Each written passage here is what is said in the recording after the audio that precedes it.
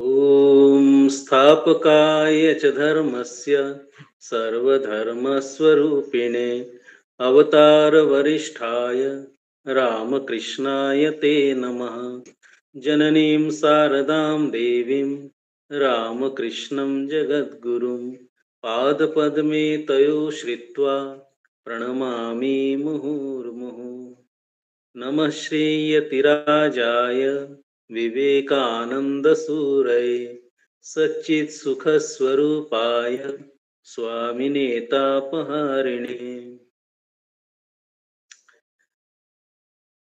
একটা ভজন আছে হিন্দিতে ভালো, সুমিরন করলে মেরে মানা। যেহেতু আজকে টপিকটা আছে ভক্তি, ভক্তি মানে ঈশ্বরে পাওয়ার যে সহজ পথ যেটা ঠাকুর বলে গেছেন, সেই পথটাই বলবো। তার আগে এই ভজনটা আছে, সুমিরন করলে মেরি মানা, তেরি বিতি জাতি উমর হরিনাম বিনা।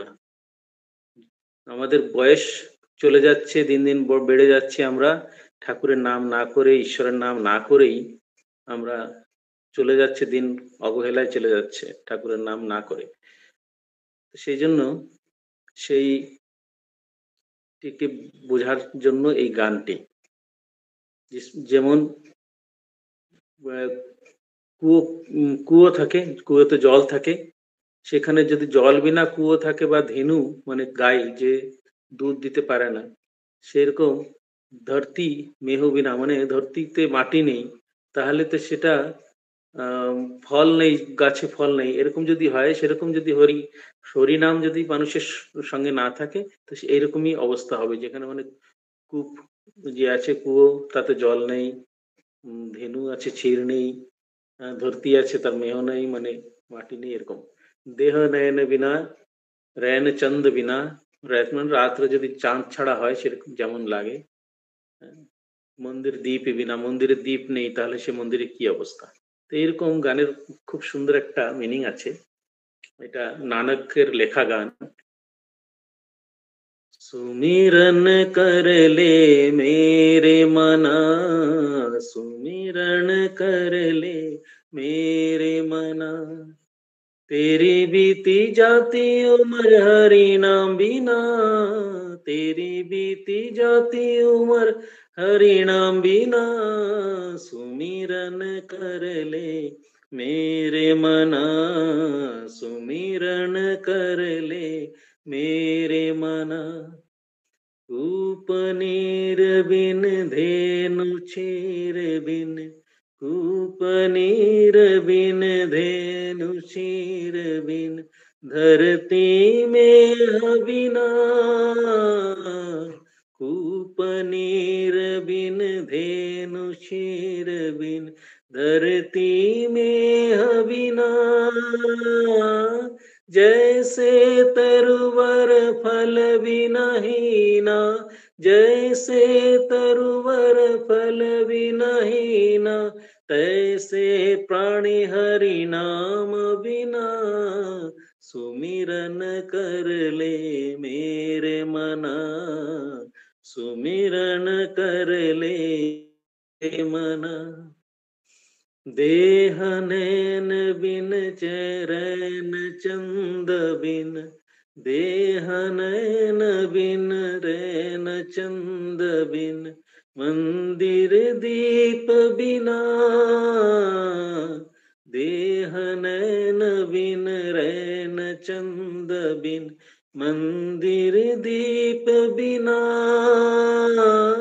जैसे पंडित वेद विहीना, जैसे पंडित वेद विहीना, तैसे प्राणी हरि नाम बिना, सुमिरन कर ले मेरे मना, सुमिरन कर ले मेरे मना, काम क्रोध मद लोभ निहारो, काम क्रोध मद लोभ निहारो, क्षण दे अब संत जना,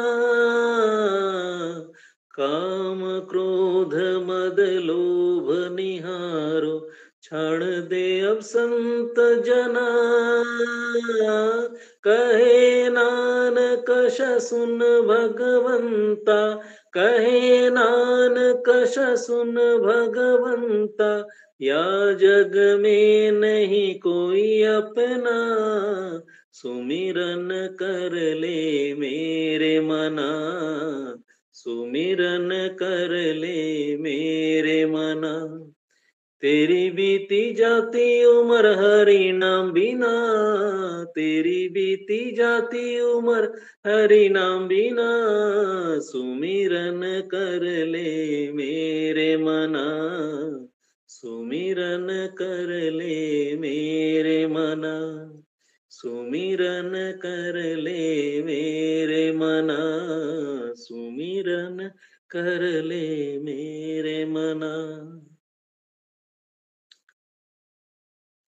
জয় ঠাকুর। আজকের বিষয় হচ্ছে ঈশ্বর লাভের সহজ পথ কি? সেটা হচ্ছে ভক্তিযোগ। যেমন ঠাকুর বলেছেন যে কলিযুগে অন্নগত প্রাণ, এই জন্য ভক্তিযোগটা আমাদের জন্য সহজ পথ ঈশ্বরের কাছে পৌঁছানোর জন্য।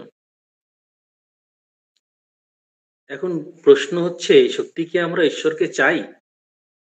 সত্যি কি মনে কোনো কষ্ট হয় যে ঠাকুর তোমার দর্শন পাচ্ছি না, বা তোমার প্রতি আমার ভক্তি হচ্ছে না, এটা নিয়ে আমার মনে কোনো কষ্ট আছে কি? যদি কষ্ট থাকে তাহলে নিশ্চয়ই সেই পথ একটা বের করতে হবে, যেটা ভক্তি হোক, জ্ঞান হোক, বা যোগ হোক, বা কর্ম হোক। স্বামীজি বলছেন, each soul is potentially divine, the goal is to manifest their divinity within by controlling nature, external and internal,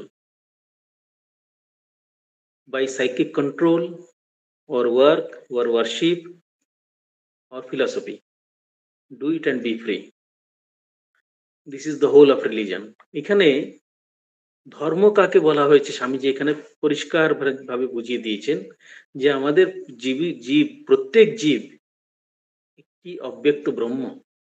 আমরা নিজেদের স্বরূপ আমরা জানি না। আমি ব্রহ্মস্বরূপ, আমি ঈশ্বর স্বরূপ। বেদান্ত দৃষ্টিতে প্রত্যেক জীবই সেই একই ঈশ্বর, তার মধ্যে সেই ঈশ্বরের সেই ব্রহ্মত্ব নিহিত আছে।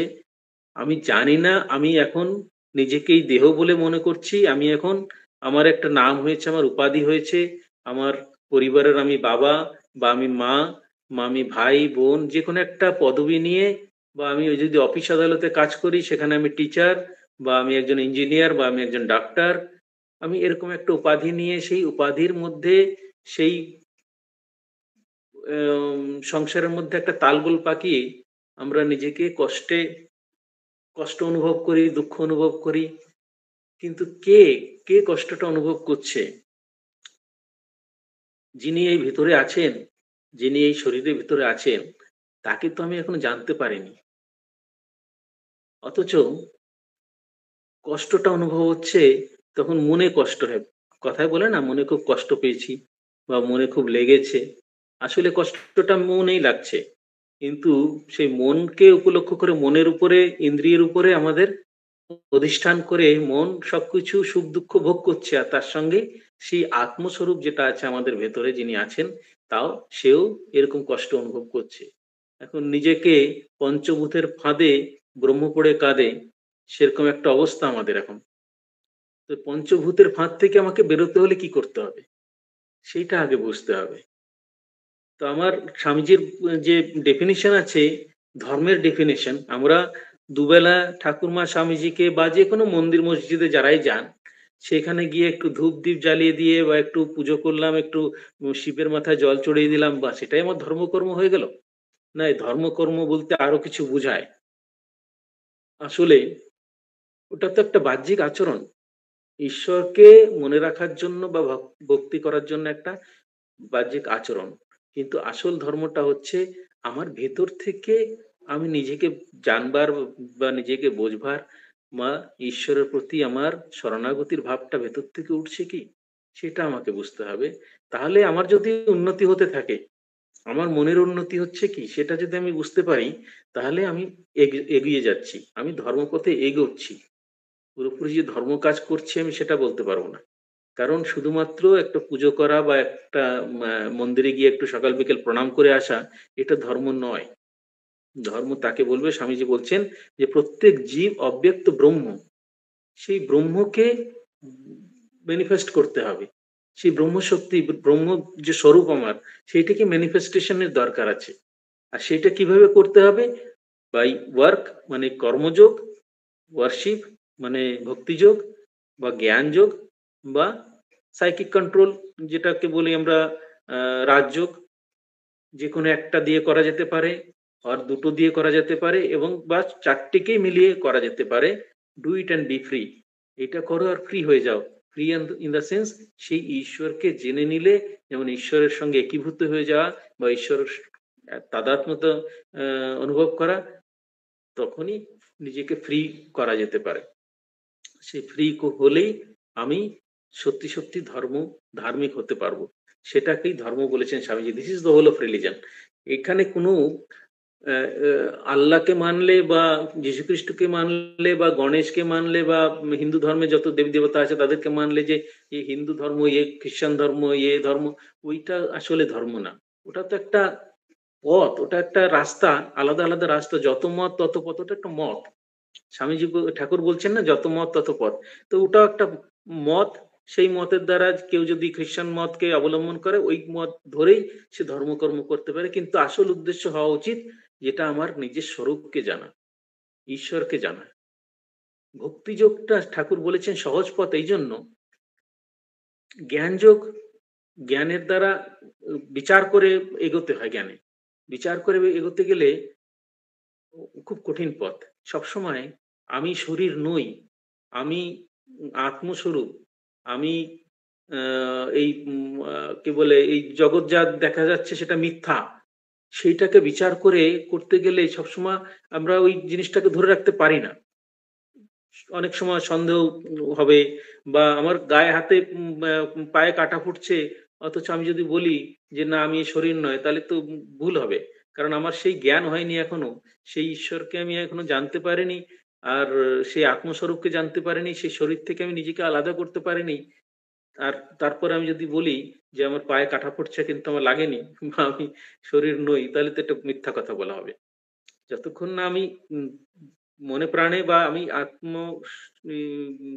স্থিত মানে আত্মাতে স্থিত হতে পারছি, ততক্ষণ এটা বলা আমার উচিত হয় না। কিন্তু সেটা জ্ঞান মার্গে যেহেতু আমরা বিচার করে করে এগোতে পারি, কিন্তু এটা খুব কঠিন পথ। ঠাকুর বলছেন জ্ঞান মার্গে এগোনো খুব কঠিন হয়, বেশিরভাগ পতন হয়ে যায়। দ্বিতীয় হচ্ছে কর্মযোগ। শুধু কর্ম করা, কাজ করে করে কাজ করে করে কর্মযোগের দ্বারাও হতে হবে। কিন্তু আমি ঈশ্বরের জন্য কাজ করছি, আমি যে কাজটাই করছি সেটা ঈশ্বরের জন্য করছি, এই ভাবটাকেও ধরে রাখা সবসময় হয়ে ওঠে না। আমরা সাধারণত জীবনে দেখতে পাই যে আমি ধরুন একটা অফিসে কাজ করছি, বা আমি কি সবসময় ওই ভাবটা নিয়ে করতে পারছি কি যে প্রত্যেকটা ব্যক্তি যে আমার কাছে আসছে অফিস আদালতে, বা আমি ঘরেও আমার পরিবারের সঙ্গে আছি, আমার ছেলে মেয়ে আছে, সবাইকে কি আমি সবসময় ঈশ্বর বুদ্ধিতে তাদের সঙ্গে ব্যবহার করতে পারছি কি? ওটাও খুব কঠিন হয়ে যায়। ওটার সঙ্গেও জ্ঞানটা মিশ্রিত থাকতে হবে। কর্মের সঙ্গে জ্ঞান মিশ্রিত না হলে ওটা মানে সেই সিদ্ধ হওয়া যেটা বলে ওই যুগে, সেটাও কঠিন হয়ে যায়। জ্ঞান হয়ে গেল, কর্ম হয়ে গেল, আর সাইকিক কন্ট্রোল যেটাকে রাজযোগ বলা হয়, সেটাও খুব কঠিন। কঠিন যদি আমরা ঠিক ঠিক সাধন ভোজন না করি, মানে যেটাকে বলা হয় ধ্যান বা প্রাণায়াম, সেটাও গুরুর সান্নিধ্যে করতে হয়। স্বয়ং গুরুদেব সঙ্গে রইলেন এবং আমাদেরকে গাইড করলেন, তাহলে ওটাকে এগোনো যেতে পারে। কিন্তু সবসময় আমরা গুরুর সান্নিধ্য পাচ্ছি না তো, গুরুকে সবসময় কাছে পাচ্ছি না, তার সবসময় গাইডেন্সটা পাচ্ছি না। আর এই সাইকিক কন্ট্রোল যেটা বলছে মানে রাজযোগ, সেটাকে করতে গেলে গুরুর উপদিষ্ট পথ ধরে ধরে এগোতে হবে। একটু যদি এদিক ওদিক হয়, অনেক সময় বেহেড হতে পারে, মাথা খারাপ হয়ে যাবে। তখন আবার গন্ডগোল, যে মাথা গরম হচ্ছে, কোনো শরীর শারীরিক দুর্বলতা এসে গেল, ঠিক ঠিক যদি প্রাণবায়ুকে আমি কন্ট্রোল করতে না পারলাম, একটু এদিক ওদিক হয়ে গেলেই তখন শারীরিক অনেক দুর্বলতা দেখা দিতে পারে বা শারীরিক রূপে আমরা কষ্ট পেতে পারি। তো সেটাও একটা কঠিন পথ। একমাত্র ভক্তিযোগ এমন একটা পথ যেখানে আমরা সহজে ঈশ্বরের সঙ্গে একটা তার সম্পর্ক গড়ে তোলা। এটা হচ্ছে আসল। ভক্তিযোগে কি হয়? দ্বৈতবাদ যেমন বলি আমরা, ১ম এ দ্বৈতবাদ নিয়ে শুরু করা। যেমন ঠাকুর আর আমি। আমরা দুজনে আলাদা, আলাদা আছি। ঠাকুর আমার সামনে আছেন। আমি ঠাকুরকে দেখছি বা ঠাকুরের সেবা করছি। তার গুণগান করছি, যা করছি। তারপরে আমি যখন জপ ধ্যানও করছি, সেই ঠাকুরকে আমি আমার ভিতরে দেখার চেষ্টা করছি। করে তাকে তার উপাসনা করা। এইগুলো যেমন গুরুদেব বলে দিয়েছেন, যদি আমরা দীক্ষিত হই বা দীক্ষা নিয়ে থাকি রামকৃষ্ণ সংঘ থেকে, আমাদের গুরুদেব যেমন একটা পথ বলে দিয়েছেন যে এইভাবে, এইভাবে ধ্যান করবে, গুরুর ধ্যান করবে মাথায়, তারপরে ইষ্টের ধ্যান করবে হৃদয়ে, তারপরে গুরুকে ইষ্টের সঙ্গে একীভূত করে দিতে হবে, দিয়ে তারপরে সেই ইষ্টের ধ্যান করা। সেরকম ভাবে ধ্যান করে, করে এগিয়ে যেতে হবে। আর ঈশ্বরের সেবা করে যেতে হবে। তাকে নিয়ে ভজন করা, কীর্তন করা বা তার সেবা করা। এই করে, করে দ্বৈত ভাব থেকে ধীরে, ধীরে বিশিষ্ট অদ্বৈত, যে এইটা অনুভব হবে যে তিনি আছেন, তিনি সর্বশক্তিমান, তিনি চারিদিকে, তিনিই একমাত্র আছেন। আবার আমার হৃদয়ের মধ্যেও তিনি বসে আছেন। এই ভাবটা যখন ধীরে, ধীরে পাকা হতে থাকবে, এইটা বিশিষ্ট অদ্বৈতবাদের একটা ইয়ে, যে আমরা ঈশ্বরকেও দেখছি, ঈশ্বর সর্বত্র, তিনিই আছেন একমাত্র সেই নিয়ন্তা, সেই একজন ঈশ্বর সর্বশক্তিমান আছেন এবং আমার হৃদয়ে তিনিই আছেন। তাকেও আমি দেখতে পাচ্ছি। এই দুটো ভাব, মানে এটা হচ্ছে বিশিষ্ট অদ্বৈত। দ্বৈত ভাবে হচ্ছে আমি আর ঈশ্বর আলাদা, আলাদা। ১ম এ তো তাই দিয়ে শুরু হলো। তারপরে বিশিষ্ট অদ্বৈত আসবে যে আমার ভিতরেও তিনি আছেন, বাইরেও উনি আছেন, উনি সর্বত্র আছেন। এই করতে, করতে একটা সময় এরকম আসে যখন অদ্বৈত বাদে আমরা অদ্বৈত ইয়েতে আ বিলীন হয়ে যাই, তখন আর ঈশ্বর আলাদা থাকে না। ঈশ্বর আমার ভিতরেই আছেন, আর কোথাও নেই। আর নিজের সঙ্গে একীভূত হয়ে গেলে তখন আর ঈশ্বরকে আলাদাভাবে বোঝা যায় না বা ওইটা আমরা মুখে বলতে পারি না। যেটা ঠাকুর বলছেন না? সে ব্রহ্মজ্ঞান কাকে বলে? যাকে মুখে বলা যায় না। একবার সেই ঈশ্বরের সঙ্গে একীভূত হয়ে গেলে তারপরে যে কি আনন্দ, সেই আনন্দটা মুখে বলতে গেলে সেখানে মনের নাশ হয়ে যাচ্ছে। সেখানে ঈশ্বরের সঙ্গে আমি একীভূত হয়ে যাচ্ছি। সেই আনন্দ আর আমি কাউকে প্রকট করতে পারছি না। কিন্তু সেটা, আনন্দটা ফিলিং হচ্ছে। সে একটা এমন আনন্দের মধ্যে আমি মশগুল হয়ে থাকছি যে তখন তার বাহ্যিক আচরণ দেখেও অনেকে বুঝতে পারবে যে ইনি কিছু একটু পেয়েছেন। অনেক সাধকদের আমরা দেখি যে কত সুন্দর, আমার মনে পড়ে আমি যখন স্টুডেন্ট ছিলাম, নাগপুর রামকৃষ্ণ মঠে আমি তখন স্টুডেন্ট পড়াশোনা করি। তো ওখানে স্বামী অ্যাম আ বিয়ম রূপানন্দজি মহারাজ, সদাশিব মহারাজ। সদাশিব মহারাজ ছিলেন অখণ্ডানন্দজি মহারাজের চেলা। অখণ্ডানন্দজি মহারাজের কাছে উনি কৃপা পেয়েছিলেন। তো আকামানন্দজি আর সদাশিব মহারাজ, উনারা দুজনই কিন্তু রামকৃষ্ণ মঠ নাগপুরের ১ম ব্যাচের স্টুডেন্ট। আর তখন আশ্রম শুরু হয়েছে। ওই সময় ভাস্করেশ্বরানন্দজি মহারাজ ছিলেন ওখানে। তো ভাস্করেশ্বরানন্দজি মহারাজ একজন ব্রহ্মজ্ঞানী ছিলেন। তো উনার কাছে ওনারা জয়েন করেছিলেন। আর ওই সময় অখণ্ডানন্দজি মহারাজ এসেছিলেন নাগপুরে। এসে ওনাদের দীক্ষা দিলেন।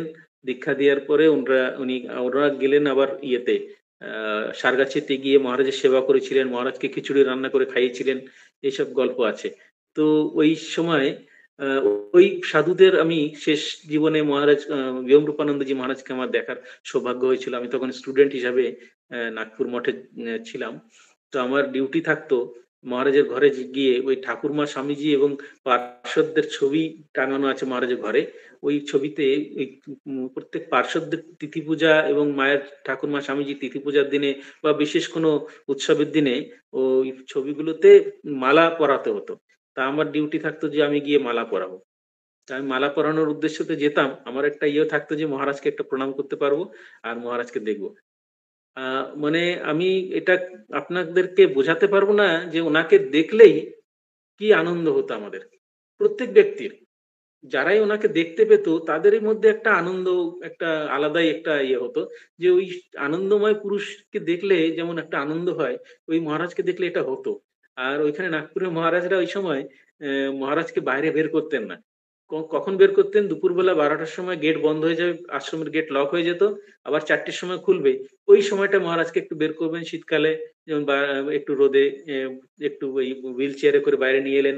আমরা তখন স্টুডেন্ট ছিলাম বলে আমরা ভেতরে থাকতাম, প্রায় ওই সময় বেরোলেই মহারাজকে দেখতে পেতাম। আর নতুবা রাত্রে খাওয়ার পরে 9টার পরে যখন গেট বন্ধ হয়ে যাবে, তারপরে মহারাজকে বের করতেন। রাত্রে একটু আশ্রমের ওই ক্যাম্পাসের মধ্যে ঘোরাতেন ওনাকে নিয়ে। তো তখন সব সাধুরাও ওনার সঙ্গে সঙ্গে ওই ঘুরতেন আর মহারাজকে নিয়ে আনন্দ করতেন। সে এক আনন্দময় পুরুষ। সে মানে বলে বোঝানো যাবে না, এত আনন্দ হতো আমাদের। তা আমি তখন ফিল করতাম যে একজন সাধু, তাকে দেখলেই এত আনন্দ হচ্ছে, তাহলে সাধু জীবন কত সুন্দর হয়। সেই আমার অ্যাকচুয়ালি সাধু জীবন, এই বেছে নেওয়ার, এই লাইন বেছে নেওয়ার পিছনে ওটা একটা কারণ ছিল, যে আমরা সদাশিব মহারাজকে দেখেছি আর খুব আনন্দ পেতাম। সেজন্য বোধহয় আমি এই পথে এগিয়ে এসেছি।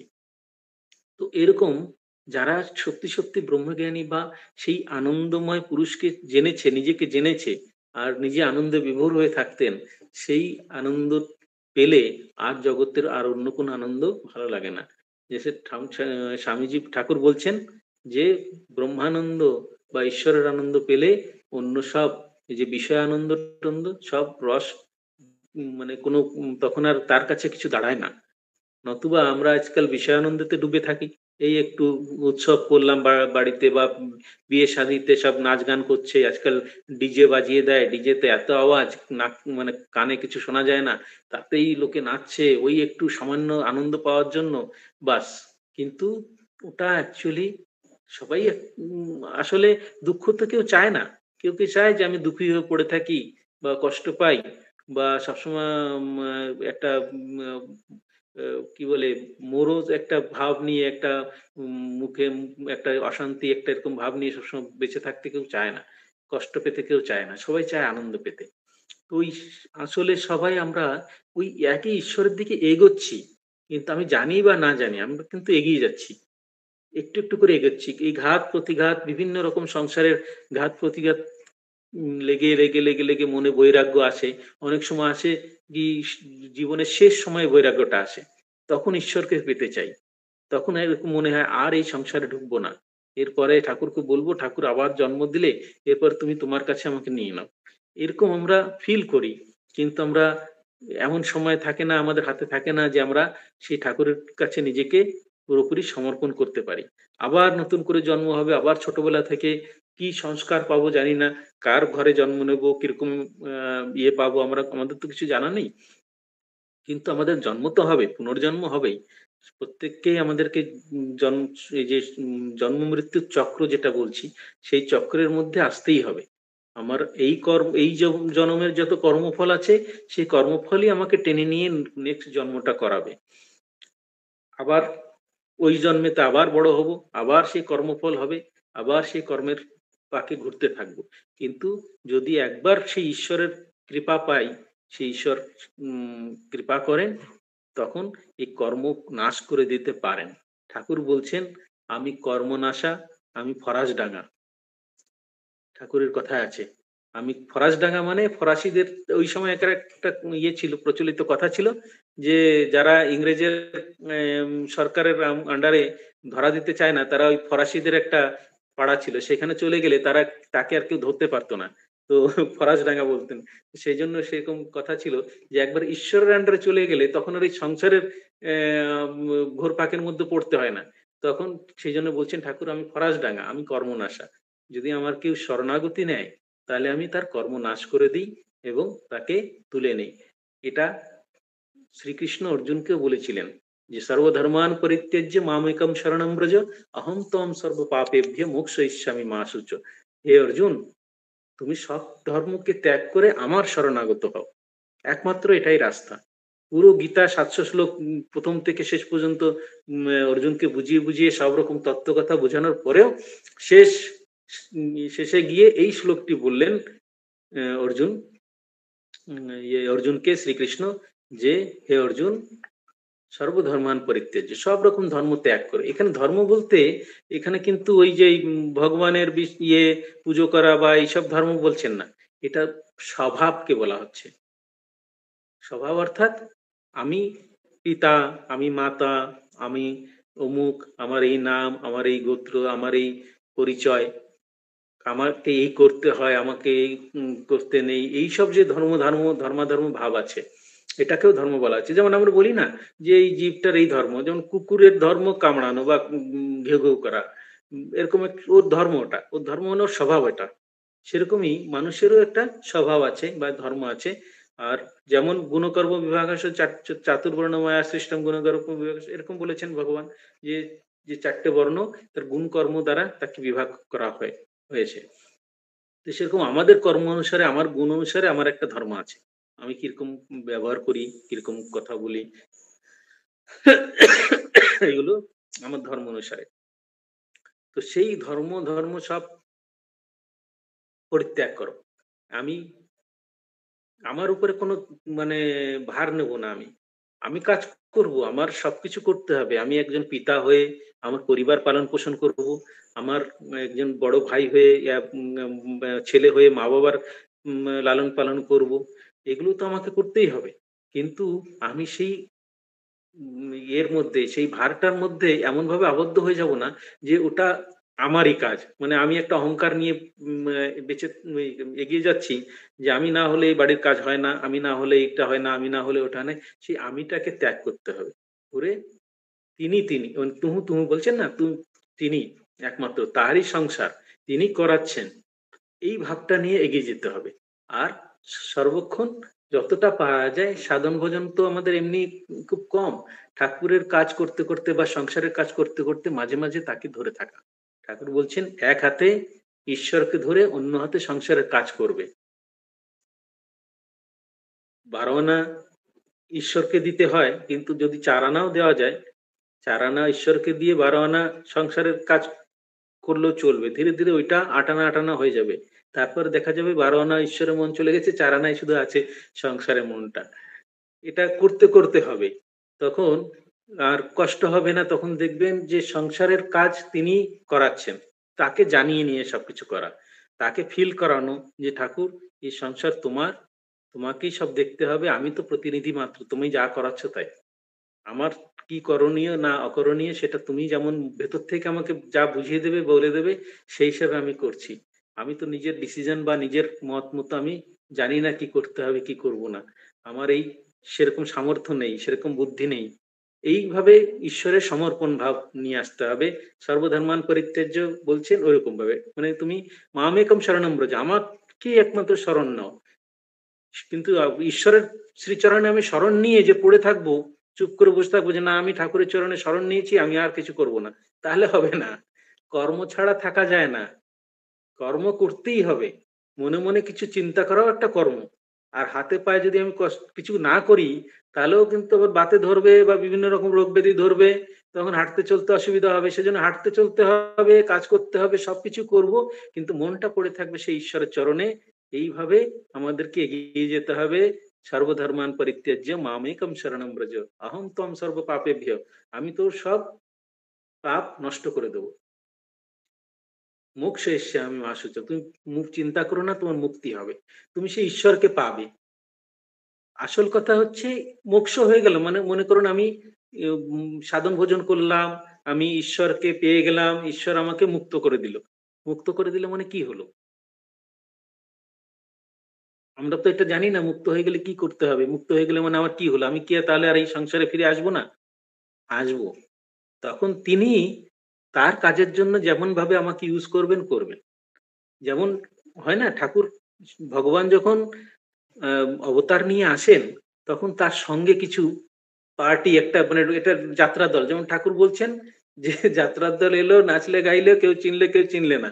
তো ঠাকুরের সময় ঠাকুর মা স্বামীজি 516 জন পার্ষদ নিয়ে এসে, তারপরে আরো কয়েকজন গৃহভক্তদের নিয়েছে, রামবাবু, গিরিশ ঘোষ, তারপরে এরা এরা সব কিন্তু একটা পার্টির লোক। পুরো একটা টিম আছে যারা বিভিন্ন নাটক করে বেড়ায় কয়েক বছর কিছু বছর পরে পরে আসে অবতীর্ণ হয়ে একটা টিম নিয়ে আসে, এসে দেখিয়ে দেয় যে কিভাবে ভক্তি করতে হবে, কিভাবে সাধন ভজন করতে হবে।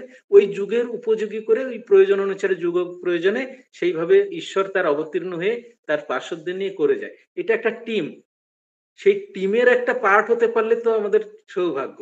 তো যখন আমরা ঈশ্বরের নাম করে করে সেই তার সঙ্গে একীভূত হয়ে যাব, আমি মুক্ত হয়ে গেলাম মানে আমি তখন ঈশ্বরাধীন হয়ে গেলাম, ঈশ্বরের সঙ্গে একীভূত হয়ে গেলাম। তখন যখন দরকার পড়বে ঈশ্বর বলবে যে এই তোকে যেতে হবে আমাদের সঙ্গে এইবার, এইবার তুই এই রোলটা করবি। তখন সে এসে তার একটা রোল সে প্লে করে সে ঈশ্বরের সঙ্গে আবার চলে গেল, তার টিমের একজন ইয়ে হয়ে গেল, মানে কর্মচারী। যেমন হয় একজন কর্মচারী, আমাদের আশ্রমে ধরুন অনেকগুলো কর্মচারী আছে, কয়েক বছর ধরে কাজ করছে, দেখছি যে খুব ভালো কাজ করছে, আচ্ছা ঠিক আছে ওকে একটু স্যালারিটা বাড়িয়ে দেওয়া হোক, ওকে একটু পার্মানেন্ট করে নেওয়া হোক, বাস ও আশ্রমের একজন পার্মানেন্ট কর্মচারী হয়ে গেল, একটু স্যালারি বেড়ে গেল, একটু সুখী হয়ে গেল, আনন্দিত হলো। আর ওকে তখন কাজের দায়িত্ব বাড়িয়ে দেওয়া হলো, যে কাজ করে, ছেলেটা খুব ভালো কাজ করছে, ওকে একটু কাজের ইয়ে বাড়িয়ে দেওয়া হলো। তো ছেলেটাও খুব খুশি হলো যে মহারাজ আমাকে খুব ভালোবাসেন, আর আশ্রমের পুরো দায়িত্ব আমার উপরে দিয়ে দিয়েছেন, এরকম কাজ দিয়েছেন, আমি এটা করছি ওটা করছি।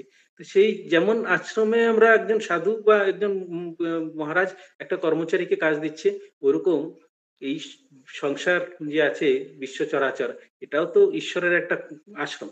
তার মধ্যে বিভিন্ন জনকে বিভিন্ন রকম কাজ দিয়ে রেখেছে।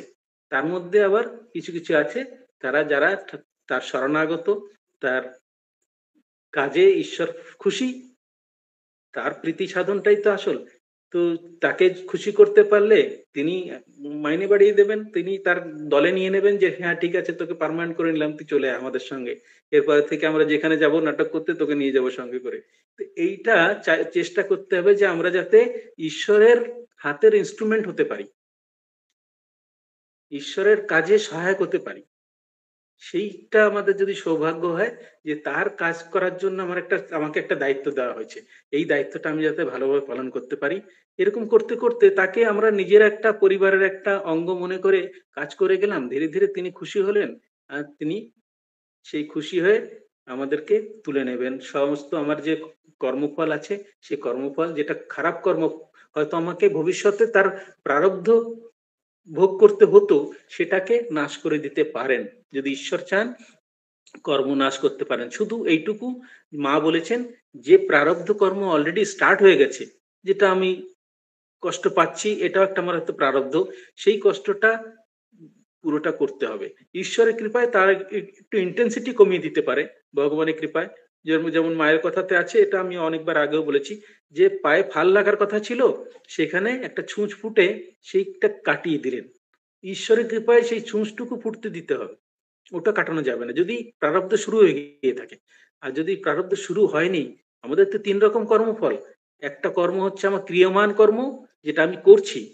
আর একটা হচ্ছে সঞ্চিত কর্ম, যেটা করেছি তার ফল এখনো প্রসব করেনি, কিন্তু সেই ফলটা সঞ্চিত হয়ে আছে। আর একটা হচ্ছে প্রারব্ধ কর্ম, যেটা আমি এখন ভোগ করছি।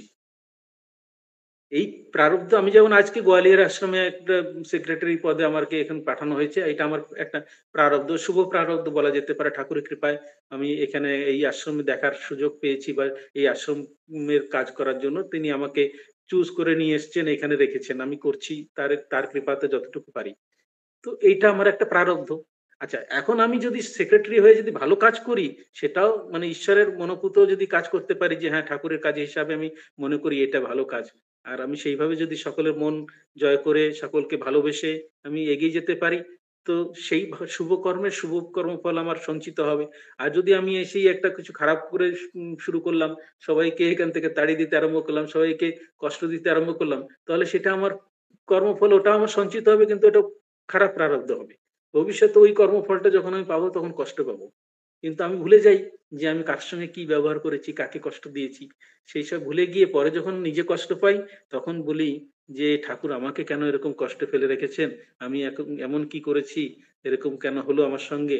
হ্যাঁ, আমি তো কোনোদিন কারো কোনো ক্ষতি করিনি। এইসব আমরা বলি, বিলাপ করি। কিন্তু ওই বিলাপে কোনো কাজ হবে না। আমাকে আমার কর্ম ঠিক করতে হবে। শুভ কর্ম করতে হবে, অশুভ কর্মকে দূরে সরিয়ে দিতে হবে।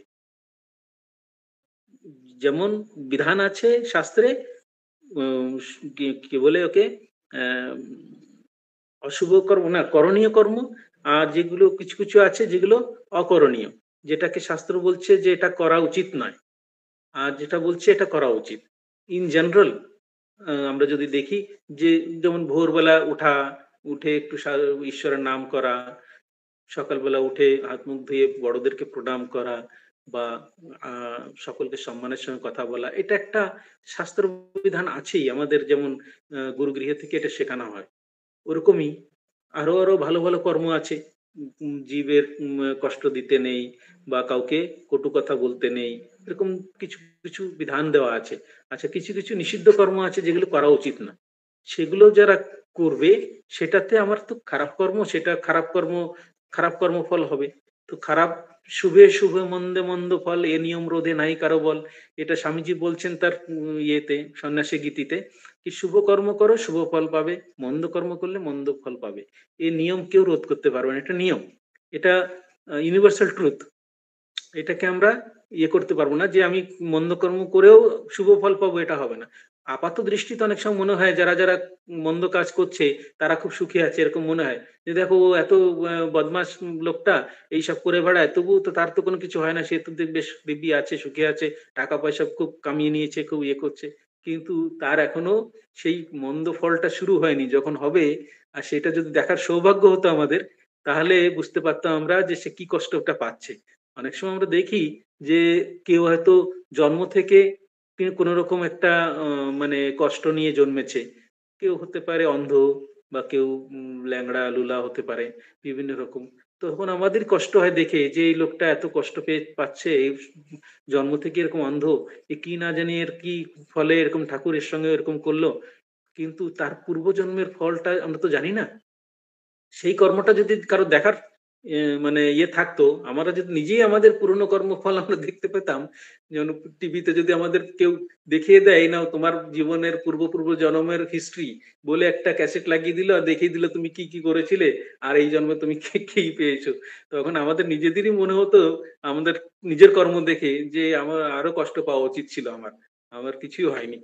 ভগবান আমাকে কম কষ্ট দিয়েছে, আমি যা কর্ম করেছি তার থেকে আমি কম কষ্ট পেয়েছি, এটা আমাদেরই মনে হতো। বা ওই লোকটা যে কষ্ট পাচ্ছে সে আরো কষ্ট পাওয়ার উপযুক্ত ছিল হয়তো, তো ও তো ভগবান কম কষ্ট দিয়েছে, এরকম মনে হবে দেখলে, সবার যদি কর্মফল আমরা দেখতে পাই।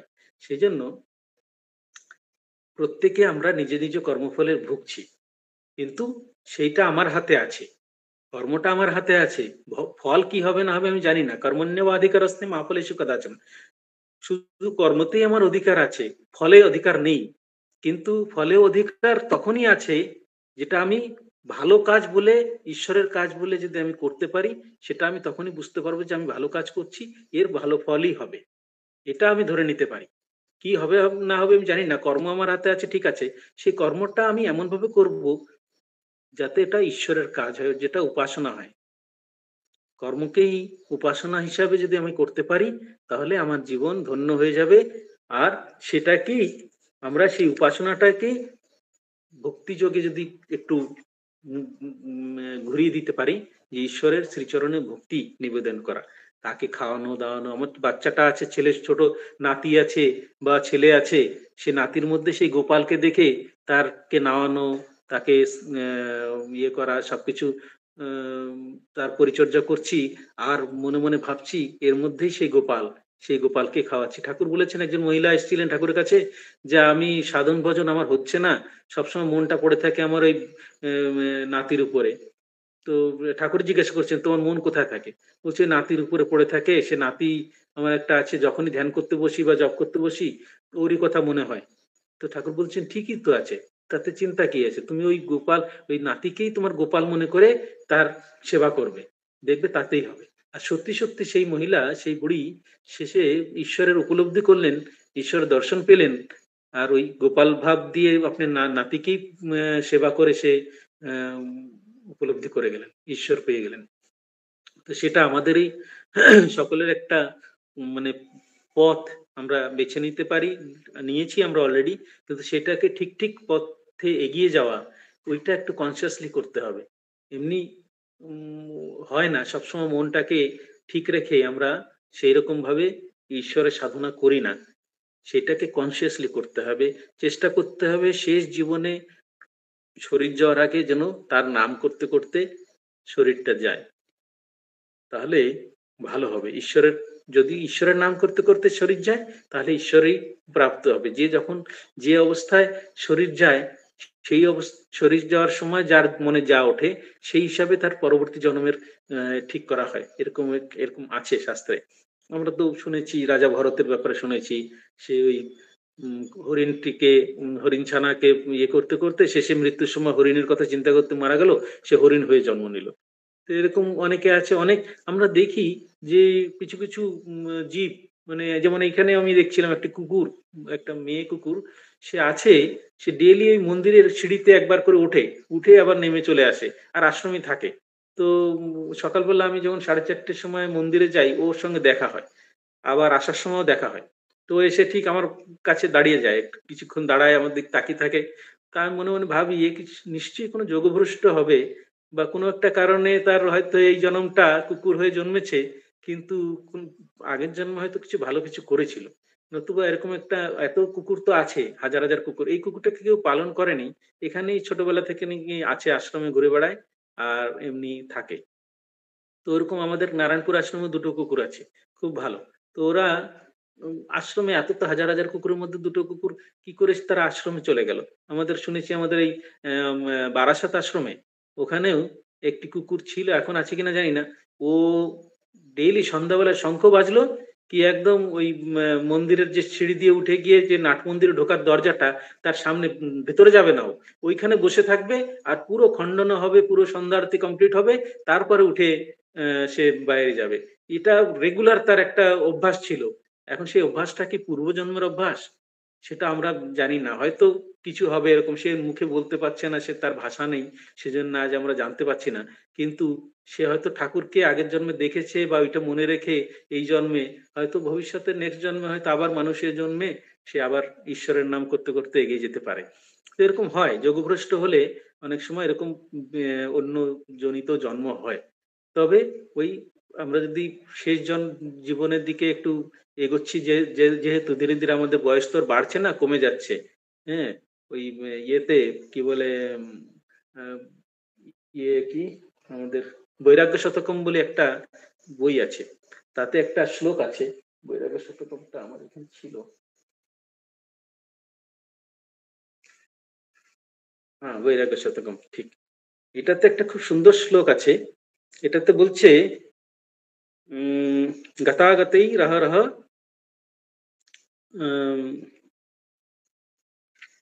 সূর্য গতাগতে, না না, আমি এক্ষুনি বের করছি, এটাকে ভুলে গেলাম।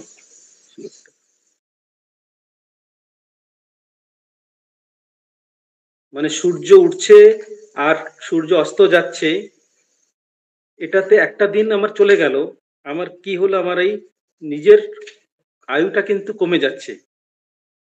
আর আমরা বিভিন্ন কাজে সারাদিন ব্যস্ত হয়ে আছি, ওটাতেও আমরা আহ,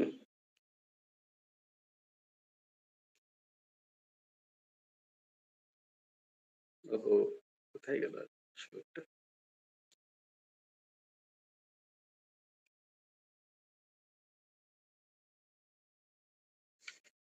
উম,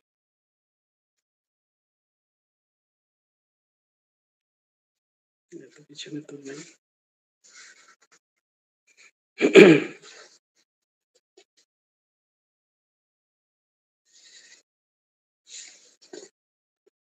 বৈরাগ্য শতকম, এটা ভর্তৃহরি লিখেছিলেন, 3টে শতকম লিখেছেন উনি। 3টে শতকমের মধ্যে একটা হচ্ছে বৈরাগ্য শতকম, একটা হচ্ছে নীতি শতকম, আর একটা হচ্ছে শৃঙ্গার শতকম। হুম, এই বলে গেলাম, কোথায় গেল যে? যাই হোক, এটা পরে আপনাদের দেখে বলবো। এটাতে হচ্ছে দিন যাচ্ছে রাত আসছে, রাত যাচ্ছে দিন আসছে, এই করে করে দিন আমার কমে যাচ্ছে, আমার আয়ু কমে যাচ্ছে। আর আমার আয়ু বাড়ছে না, মানে 50 বছর, আমি যদি এখন 50 বছর হই বা 60 বছরের হই, আমার 40 বছর বাকি আছে। যদি 100 বছর যদি আমি বেঁচে থাকি, আদিত্যস্য গতাগতৈ রহ রহ সংশীয়তে জীবিতম। আদিত্যস্য মানে সূর্য, সূর্য উঠছে, আবার মানে অস্ত যাচ্ছে, গতাগতই অহরহ, মানে দিনে রাত্রে। সংশীয়তে জীবন, জীবন যেটা আছে সংশীয়তে মানে শেষ হয়ে যাচ্ছে। জীবনে আমার ধরুন 100 বছর আমি বেঁচে থাকতাম, তার আমার কিছুদিন ওই প্রত্যেক দিন একটা দিন করে কমে যাচ্ছে। ব্যাপারেই বহু কার্য ভার গুরুভি। যারা ব্যাপার করছে, কাজ করছে, বিভিন্ন রকম বিজনেস করে বা অফিস আদালতে যায়, বহু কার্য গুরুভি, অনেক কাজ করাচ্ছে, গুরু ভার আছে আমার কাঁধের উপরে, অনেক বিভিন্ন রকম কাজ নিয়ে আমি দৌড়ে দৌড়ে সকাল থেকে বেরোচ্ছি, রাত পর্যন্ত কাজ, আবার যাচ্ছি আবার আসছি, ডেইলি আমার এই একটা রুটিন চলছে। কালোপি না বিজ্ঞাতে, যে দিন যে চলে যাচ্ছে খেয়াল থাকছে না। যেমন সূর্য উঠছে দিন চলে যাচ্ছে, সন্ধ্যা হলে একদিন চলে গেল, ওইরকম সকালবেলা উঠেই স্নান করে অফিসে যেতে হবে, কোনো মতে দুটো মুখে দিয়ে স্নান করেই বেরিয়ে পড়লাম মোটরসাইকেল নিয়ে বা গাড়ি নিয়ে, গিয়ে অফিসে গেলাম, সারাদিন অফিসের কাজ করে আবার রাত্রে বা সন্ধ্যাবেলায় ফেরা, আবার নেক্সট ডে আবার যেতে হচ্ছে। এটা তো চলছে সবার জীবনে। তো এইটাতে বলছে ব্যাপারেই বহু কার্যভার গুরুভিহি কালোপি না বিজ্ঞাতে, মানে আমরা সময়টা আমার মনে থাকছে না যে কি চলে যাচ্ছে, দিন যে আবার চলে গেল। আমরা অনেক সময় বলি না, এই তো সেদিন মনে হচ্ছিল যে সেদিন আমরা এটা দেখে এলাম, হয়তো ১ বছর আগে কোথাও একটা গেছিলাম, আজকে আবার সেই ১ বছর পরে সেই দিনটা এলে মনে পড়বে যে গত বছর আমরা এখানে ছিলাম, নারায়ণপুরে গেছিলাম বা কোনো একটা আশ্রমে গেছিলাম বা বেলুড় মঠে গেছিলাম, মনে হচ্ছে না যেন এই সেদিন ঘুরে এলাম। দেখো ১ বছর দেখতে দেখতে কেটে গেল, দেখতে দেখতে কেটে গেল, মানে ডেইলি তো এক এক দিন কমে যাচ্ছে, অথচ আমাদের হুঁশ নেই যে আমার দিন কমে যাচ্ছে। দৃष्ट्वा জন্ম জরা বিপত্তি মরণম ত্রাসশ্চ নোৎপদ্যতে। দেখেও এত কিছু দেখছি, জন্ম জরা বিপত্তি, জন্ম হচ্ছে মানে কুমার হচ্ছে, যৌবন হচ্ছে, জরা মানে বুড়ো হয়ে যাচ্ছি, মরে যাচ্ছে, এটা তো অহরহ আমরা দেখছি সব দিন। দৃষ্ট্বা জন্ম জরা বিপত্তি মরণম ত্রাসশ্চ না না উৎপদ্যতে, মানে আমার মনে কোনো রকম কষ্ট উৎপন্ন হচ্ছে না, আমার মনে কোনো রকম এরকম উৎপন্ন হচ্ছে না যে আরে আমার দিন চলে যাচ্ছে, কিছু করতে হবে, এই তো জন্মাচ্ছে, বুড়ো হচ্ছে, মরে যাচ্ছে, আবার আমাকেও তো বুড়ো হয়ে মরে যেতে হবে, কিন্তু আমি তো কিছুই করে যেতে পারলাম না। পিত্বা মোহময়ীম প্রমাদ মদিরাম উন্মত্ত ভূতম জগৎ, মনে হচ্ছে যেন মোহময়ী প্রমাদ মদিরা, এই জগতের যে মোহ, জগতের যে আকর্ষণ, আসক্তি, অন্যের প্রতি আসক্তি, আমার ছেলেটার প্রতি আসক্তি, কারোর প্রিয় বস্তুর উপরে আসক্তি, সেই আসক্তিতে সে আঁকড়ে পড়ে আছে, সেটাতেই সে মনে করছে আমি খুব আছি। যেমন ওই যে ঠাকুরের গল্পে আছে যে জাল ফেলেছে, মাছ, কেউ টাপাং করে লাফ দিয়ে বেরিয়ে গেল একটা জালের উপর দিয়ে, বলছে ওই একটা বড় মাছ চলে গেল, ওটা হচ্ছে নিত্য সিদ্ধ, ওরা কোনোদিন জালে পড়ে না। কিছুটা আছে যারা প্রথমে একটু জালের সঙ্গে একটু ইয়ে করলো, করে তারপরে আবার সেও জাম্প দিয়ে বেরিয়ে গেল, যখন লাস্টে নিয়ে এসে এক জায়গায় নিয়ে আসতে গেল তখন ধরতে গেলে সে বেরিয়ে গেল, সে হচ্ছে মুক্ত। আর কিছু আছে জালটাকে ছিঁড়ে বেরিয়ে যাওয়ার চেষ্টা করছে, কিন্তু বেরোতে পারছে না, ধরা পড়ে যাচ্ছে, সে হচ্ছে মুমুক্ষু, সে চেষ্টা করছে কোনো মতে যেন আমি এই জাল থেকে বেরিয়ে যেতে পারি। সংসারে ঢুকে পড়েছি কিন্তু কিছু করার নেই, আগে যদি বিয়ে শাদী না করতাম তাহলে মধ্যে ভালোই হতো, এরকম মনে হয় অনেকের, যে যদি সাধু হয়ে যেতাম, যদি সংসারে না ঢুকতাম তাহলে বোধহয় ভালোই হতো। এখন তো ঢুকে পড়েছি, তখন আর বুঝতে পারিনি, কিন্তু এখন দেখছি যে খুব কষ্ট, খুব জ্বালা, এই সংসারে ডেইলি কিছু না কিছু কাজ আছে, আজ এটা কাল ওটা। যারা সাধু হয়ে গেছে তারা বোধহয় খুব শান্তিতে আছে, কিন্তু সেটাও কিন্তু শান্তিতে নেই, সেটা পরে বলবো। আর আরেক দল আছে যারা বদ্ধ জীব, তারা হচ্ছে জালটাকে মুখে করে নিয়ে নিচে ঢুকে গেছে কাদার মধ্যে, গিয়ে ভাবছে যে আমি বেশ আছি, আমাকে কেউ বুঝতে পারবে না, আমি একদম খুব ইয়ে আছি। পরে যখন ওই জেলে হিড় হিড় করে টেনে তুলবে ডাঙায় আর নিয়ে চলে যাবে, তখন দেখবে যে আরে আমি তো ধরাই পড়ে গেলাম, আমি তো বুঝতে পারিনি যে আমাকে, মানে এরকম অবস্থা যে আমি যে জালে ফেসে আছি এটাও আমার হোশ নাই। তো এখানে বলছে পিত্বা মোহময়ীম প্রমাদ মদিরা উন্মত্ত ভূতম জগৎ, এই ভূত, এই জগৎ যে আছে উন্মত্ত হয়ে আছে কিসে, সেই মোহময়ী প্রমাদ মদিরা পান করে। আমরা প্রমাদগ্রস্ত হয়ে আছি, আমরা যেটা যা না সেটাকে তাই মনে করে সেটাতেই মত্ত হয়ে আছি, আর সেটাতেই নিজেকে ভাবছি যে না খুব সুখে আছি, কিন্তু পরে কষ্ট হয়, সেই কষ্ট তখন সহ্য করতে পারি না। তো এই ধরনের আমাদের মনোভাব হতে হবে যে আমরা ঈশ্বরের চরণে কিভাবে নিজেকে সম্পূর্ণ বিলিয়ে দিতে পারি। ঠাকুরের কাছে এটা ভক্তি পথটা খুব ইজি পথ, সবাই ভক্তি করতেই পারে, মনে মনে ঈশ্বরকে চিন্তন করে তার কাছে সবকিছু নিবেদন করে দেওয়া, আত্ম নিবেদন করে দেওয়া। স্বামী ব্রহ্মানন্দজি মহারাজ বলছেন ঠাকুর এসে এবার জীবলোক আর শিবলোকের মধ্যে একটা ব্রিজ তৈরি করে দিয়ে গেছেন, এখন সহজেই লোকে ওই ব্রিজ ধরে পার হয়ে যেতে পারবে। তো যখন ঠাকুর একটা ব্রিজ তৈরি করে দিয়ে গেছেন, সেটা যদি আমরা বুঝতে পারি যে ব্রিজটা কিভাবে, সেই ভক্তি পথটা কিভাবে আমরা এগোতে হবে, তার সঙ্গে কিভাবে ভক্তি করতে হবে। ভক্তি করা মানে কি? ঠাকুরের নাম করা, মনে মনে তাকে চিন্তন করা, আবার যখন পাবেন একটু ভক্তি সঙ্গীত শোনা। সঙ্গীতটা এমন জিনিস যে মনটাকে খুব তাড়াতাড়ি তুলে দেয় উপরে। আর সেই মনটাকে তুলে দিয়ে ওইটাকে ধরে রাখতে হবে। ওই তোলা অবস্থা থেকে নামতে দিলে হবে না। যতটা চেষ্টা করা যায়, যতক্ষণ ওই ভাবে থাকা যায়, ওই ঈশ্বরের ভাবে, ওই আনন্দের ভাবে নিজেকে কাটিয়ে দিতে হবে। এইভাবে মনটাকে উপরে রাখলে তখন আমাদের জীবনটা সার্থক হবে। দেখবেন শেষ জীবনে ঠাকুর আসবেন, না এলেও উনি আবার এমন ব্যবস্থা করে দেবেন যাতে কি শেষ তার পরের জন্মটা আমার এমন হয় যে আমি সবসময় ঈশ্বরের সান্নিধ্য পাই। আর যত ভক্তরা আছেন, আমি আমার মনে হয় এটা এটা আমার একটা ইয়ে, যে এইরকমই যারা ভক্তি ভাব নিয়ে এগোচ্ছিল, হয়তো তার এই জন্মে সে ঈশ্বর দর্শন পায়নি, কিন্তু শরীর চলে গেছে বা ঠাকুরের কাছে কিছুটা নিজেকে আত্মনিবেদন করতে পেরেছিল, সেই সব লোক আবার আমাদেরই যেমন ঠাকুরের ভক্তদের ঘরে জন্ম নিচ্ছে। সেই ছোট বাচ্চা হোক, আপনার ঘরে যেন ছোট বাচ্চা, আপনার নাতি আছে বা এ আছে, তারা ওইরকমই লোক যারা কিছুটা এই সংসার থেকে মানে কষ্ট পেয়ে ঈশ্বরের দিকে মুখ করেছিল বলে আপনাদের পরিবারে এসে জন্মেছে। এখন আপনাদের সঙ্গ পেয়ে আপনারা যেহেতু সবাই ঠাকুরের ভক্ত বা ঠাকুরের কাছে নিজেকে চেষ্টা করছেন, সেই ছোট বাচ্চাও নিজের ঠাকুমা ঠাকুরদাদা বা মা বাবাকে দেখছে যে মা বাবা কিভাবে আশ্রমের প্রতি বা ঠাকুরমা স্বামীজির প্রতি অনুরক্ত হয়ে আছেন বা ভক্তিভাব নিয়ে আছে। সেই বাচ্চাটাও ছোটবেলা থেকে তার একটা সংস্কার পড়ে যাচ্ছে।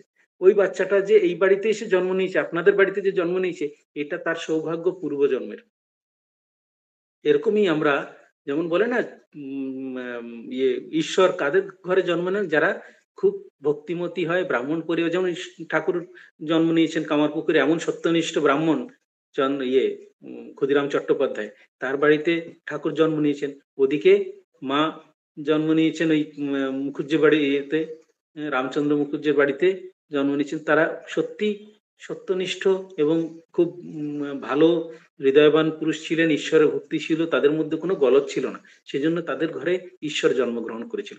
এরকমই যারা যারা ঈশ্বরের পথে এগোতে চায়, তারা যদি এই জন্মে না পারে, নেক্সট জন্মে ঈশ্বরই তাদেরকে এমন ঘরে জন্ম দিয়ে দেয় যারা ঈশ্বরের সঙ্গে যুক্ত হয়ে থাকার চেষ্টা করে। আর সেই বাড়িতে এমন জন্মাবে যাদের বাড়িতে সবসময় ঈশ্বরী প্রসঙ্গ হয়। সেক্ষেত্রে সেই বাচ্চার আরো মনের অবস্থা উঠবে। তো এইভাবে আমরা চেষ্টা করব যে যে কোনো ভাবে হোক ঠাকুরের চরণে মনটাকে যদি লাগিয়ে রাখতে পারি, আর তাকে প্রার্থনা করতে হবে যে আমার কোনো সামর্থ্য নেই, তোমাকে সবসময় আমি ধ্যান করতে পারছি না, তোমার নাম করতে পারছি না, আমার সামর্থ্য নেই, তুমি করিয়ে নাও, তুমি করিয়ে নাও, তুমি আমার ভেতর থেকে আমাকে প্রেরিত করো, আমার মনে জাগিয়ে দাও, আমি যাতে মনে রাখতে পারি, সবসময় তোমার নাম করতে পারি। আর এই নাম করতে করতেই একসময় তার দর্শন হতে পারে। আজকেও আজকালকার দিনেও দর্শন হয়। কতজন এরকম হচ্ছে আমরা খবর রাখি না বা জানি না। কতজন এরকম হচ্ছে, কত সাধু ব্রহ্মচারী তো হয়ই। সাধুরা সাধারণত বলে না কার কি দর্শন হচ্ছে না হচ্ছে, কিন্তু গৃহস্থ ঘরে হচ্ছে হয় না এরকম না, অনেক ঘরে দর্শন হয় অনেকেরই। সে যদি সত্যি সরল সহজ সরল হয়, তাহলে সহজ সরল হলে সেই ঈশ্বরও সহজ সরলকেই মানে ধরা দেয়। ঠাকুর ভগবান যে আছেন, তারা খুব সহজ সরল হলে, বেশি মনের ভিতর প্যাঁচ গোছ থাকলে তার কাছে ঈশ্বর দূরে থাকে। যে সহজ সরল ভাবে তাকে ভজনা করে, তার কৃপা প্রাপ্ত করার চেষ্টা করে, তার কাছেই ঠাকুর বা ভগবান ধরা দেন বা তার সঙ্গে তার মনের অবস্থাকে উন্নত করে দেন। ঠিক আছে? তো আজকে এই পর্যন্তই থাক নাকি? মোটামুটি একটা 4:30 তো বেজে গেছে। তো সবাই ভালো থাকুন, ঈশ্বরের নাম করুন, ঠাকুরের নাম করুন, আর নিজেকে চেষ্টা করবেন যে মনটাকে যাতে